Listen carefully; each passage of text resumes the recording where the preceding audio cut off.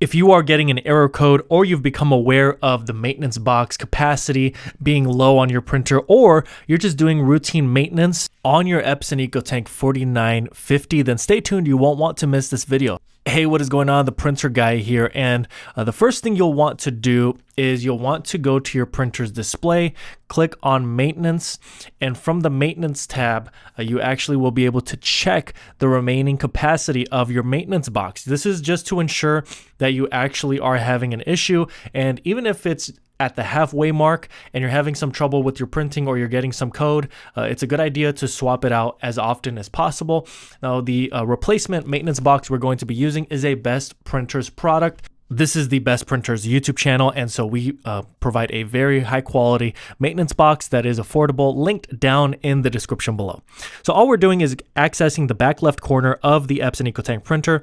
There is a compartment that slides open, and then you're able to remove the compartment and actually gain access to the maintenance box where you can slide it out. Now, with the replacement maintenance box, there is going to be a bag so that you can discard your old maintenance box. All you have to do is open that up, place your old maintenance box in there, and you can discard it without having any spillage of ink. Now, you can use gloves. There are gloves included with this maintenance box, the replacement maintenance box from Best Printers. Can't speak to any other brand, what they include in the packaging.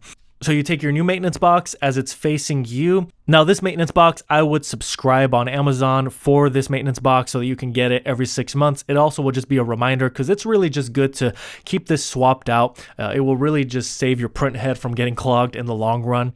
But you're just popping this in, slide it in place. Nothing else you really need to do. The chip is making contact, and now you can put on your cover, and that's all you need to do. You will get a code on the front of the printer. You just click next.